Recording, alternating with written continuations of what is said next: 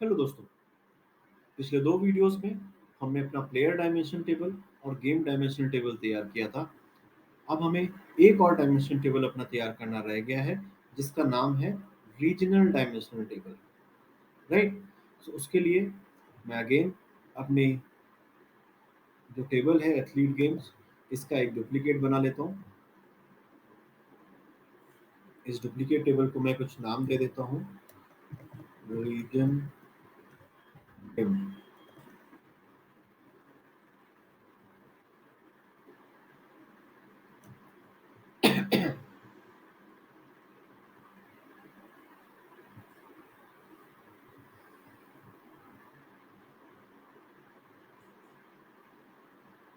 ना, पहले की तरह इस बार भी मैं इसमें से केवल जो मुझे कॉलम चाहिए, that is name of country, इसको मैं रखूंगा और मैं बाकी कॉलम्स को हटा देता हूँ, रिमूव अदर कॉलम्स।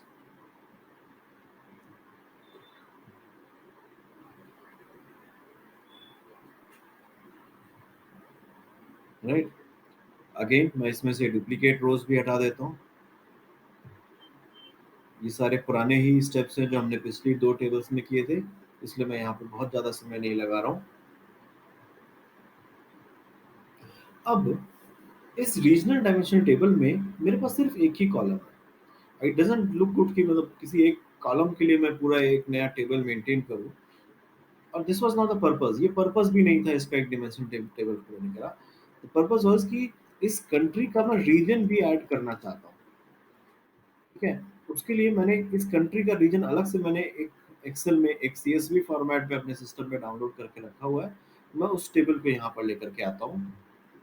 मैं चाहता हूँ इन कंट्री के साथ में रीजन्स भी ऐड होके आ जाए।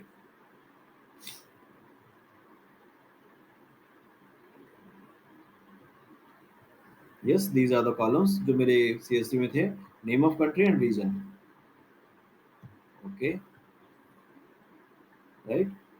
इस रिमेंबर कि हम लोगों ने डिसेबल कर रखा था फीचर ऑटो हेडर्स के लिए, इसलिए हमें मैन्युअली हेडर असाइन करना पड़ेगा। टाइप भी असाइन हो गया है ना। अब मेरे पास एक टेबल है रीजन डिम का, जिसमें सिर्फ नेम ऑफ कंट्री है। एक मेरे पास दूसरा टेबल है रीजन्स का, जिसमें name of country and region है। मैं चाहता हूँ कि इस वाले टेबल से मेरा रीजन वाला कॉलम मेरे रीजनल डायमेंशन टेबल में आ जाए। उसके लिए मुझे मर्ज क्वेरी का इस्तेमाल करना पड़ेगा, जो कि हमने अपनी थ्योरी में पढ़ा था। उसके लिए मुझे क्या करना पड़ेगा, सबसे पहले मैं इस क्वेरी में जाऊंगा रीजन नेम।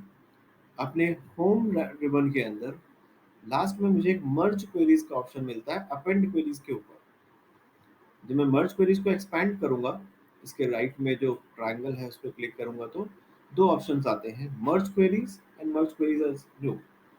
अगर मैं मर्ज क्वेरीज एज न्यू करूंगा तो एक नई क्वेरी जनरेट हो जाएगी, जहां पर इन दोनों क्वेरीज का आउटपुट मर्ज होकर के मुझे एज आउटपुट मिलेगा, जो मैं नहीं चाहता।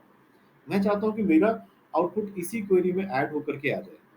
तो उसके लिए मैं यहाँ पर मर्ज क्वेरीज को क्लिक करूंगा। राइट। जैसे ही मैंने इसको किया तो फर्स्ट टेबल मेरा रीजनल डिम यहाँ पर सिलेक्ट होके आ गया है। और सेकंड टेबल जिससे मुझे इसको मर्ज करना है, वो यहाँ पे ड्रॉप डाउन से मैं सिलेक्ट कर सकता हूँ। सिलेक्ट करने के बाद मैं एक बार अपने सिस्टम को ये भी बताना होगा मुझे कि on the basis of which column, किस कॉलम के बेसिस पे इसको कनेक्ट किया जाए। तो मैं दोनों ही टेबल का एनओसी को कनेक्ट करके इसको ओके करूँगा। इसको एक बार फिर से रिपीट कर लेते हैं। उसके लिए मैंने सबसे पहले अपने रीजनल डिम क्वेरी को सिलेक्ट किया। रीजनल डिम क्वेरी सिलेक्ट करने के बाद मैं अपने होम रिबन के अंदर मर्ज क्वेरीज पे गया। मर्ज क्वेरीज को मैंने एक्सपैंड किया तो मुझे दो ऑप्शंस मिले, merge queries and merge query as new. अगर मैं मर्ज क्वेरी एज न्यू को सिलेक्ट करूंगा तो इन दोनों टेबल्स का क्वेरी का जो आउटपुट है वो मुझे तीसरे नए टेबल में आकर के मिलेगा, जो मैं नहीं चाहता हूँ। मैं चाहता हूँ कि मुझे आउटपुट मेरे इसी टेबल में ऐड होकर के मिले। तो इसके लिए मैं सिलेक्ट करूंगा मर्ज क्वेरीज को। मर्ज क्वेरीज को सिलेक्ट करते ही पहली टेबल यानी कि लेफ्ट टेबल मेरी ऑटोमेटिकली यहाँ पे सिलेक्ट होकर आ गई, दैट इज रीजनल डिम। इसमें केवल एक ही कॉलम था तो इसलिए एक ही कॉलम विजिबल हो रहा है। सेकंड, कौन सी टेबल से मुझे उसको मर्ज करना है, उसके लिए यहाँ पे मुझे ड्रॉप डाउन दिया हुआ है। मैं इसको ओपन करूंगा तो मेरी सारी टेबल्स यहाँ पर दिख रही हैं। मैं इसमें रीजन्स टेबल को सिलेक्ट करूंगा। रीजन्स टेबल में दो कॉलम है, एनओसी एंड रीजन। राइट, तो वो दोनों कॉलम भी यहाँ पर मुझे दिख गए। अब मुझे नेक्स्ट इस क्वेरी को इनपुट देना कि on the basis of which column it should be connected, कौन से कॉलम के बेसिस पे इसको जोड़ा जाए। तो उसके लिए मैंने एनओसी अपने पहले टेबल में से सिलेक्ट किया, और सेम एनओसी मुझे अपने सेकंड टेबल में भी सिलेक्ट करना पड़ेगा। इसको सिलेक्ट करने के बाद मुझे अप्रोप्रिएट ज्वाइनर देना है कि वेदर ये इसमें से लेफ्ट ज्वाइन करना है, राइट ज्वाइन करना है, या इनर ज्वाइन करना है। फिलहाल मुझे इधर लेफ्ट ज्वाइन करना था, तो मैंने लेफ्ट ज्वाइन किया, और मैं इसको ओके करूँगा।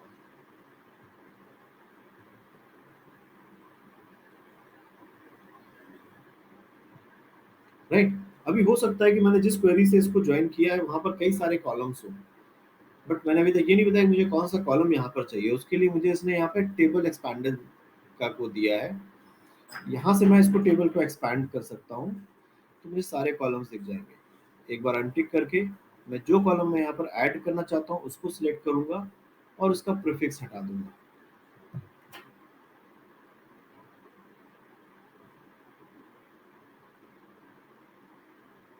सो हियर अब मेरे सारे नेम ऑफ कंट्रीज के आगे रीजन भी आ गया है।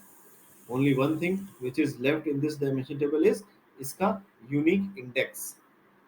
उसके लिए मैं अगेन ऐड कॉलम पे जाऊंगा, एक इंडेक्स कॉलम इसमें ऐड करते हैं, कस्टम। लेट्स सपोज इसको स्टार्ट करते हैं अपन 001 से, 1 से, और incremented with 1 only.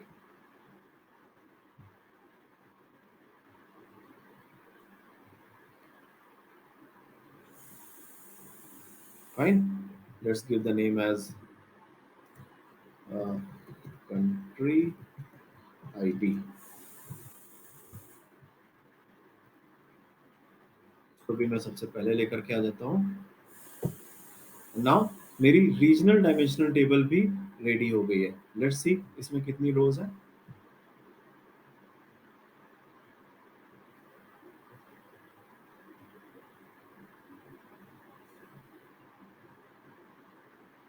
It has only 227 rows, right?